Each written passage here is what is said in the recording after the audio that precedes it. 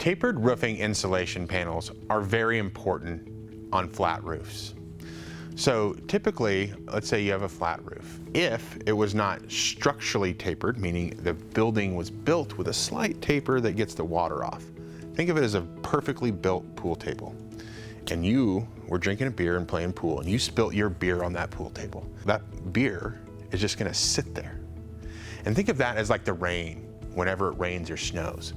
What the tapered insulation panels do is they create a grade, a positive grade, so that the water will go where it's intended to go, which is usually a drain or a gutter. Tapered roofing panels are typically made of polyisocarbonate, commonly called polyiso, or EPS foam.